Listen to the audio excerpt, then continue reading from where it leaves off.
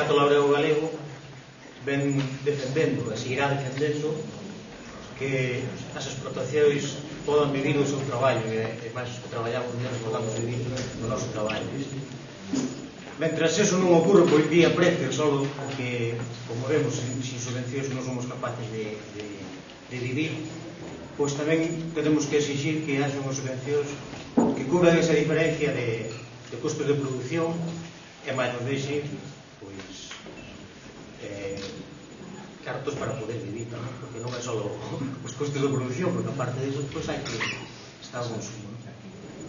E tamén hai que loitar, que xa é unha loita bella tamén, a dos pesos, clasificacións e todo isto, que parece que, bueno, cada vez que hai algo disto sale eso, como se non se arreglara nada. Tampouco é verdade, pero bueno, que hai que seguir. Con ternera gallega, pois tamén é algo que tamén falouse aquí moito, e sin ternera gallega, se non houbera ternera gallega neste momento, iríamos bastante peor.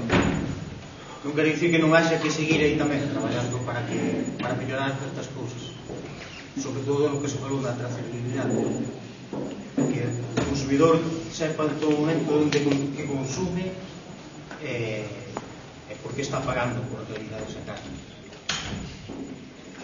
Bueno, sobre todo, pois eso, que podamos vivir do noso traballo, non? Chegar a ese punto sería o ideal. E pola miña parte, pois nada máis, intentaremos facer o mellor que podamos. Eu tamén estou de acordo con él, xa dixo el todo, e que non nos vimos avanzar ao país, está moi claro, que somos moi poucos, pero que, bueno, que temos que pouco a pouco, pois, seguir luchando, principalmente por eso, por vivir dos nosos precios, aunque as axudas, son das que digo que se nos faltan axudas, temos que esperar, eso desde logo, porque estamos esperando a que nos las paguen como a que nos espera un vaso de vino. Así que hai que seguir luchando e hai moito que facer, pero temos que ser moi unidos, porque senón, creo que pois falta moita xente aquí, moita xente que nos tiña que seguir apoiando. Somos moitos os que vivimos desto e vexo que non estamos en todo, estamos unha partidiña pequena, pero bueno, as facemos solo, porque seamos un pouco máis.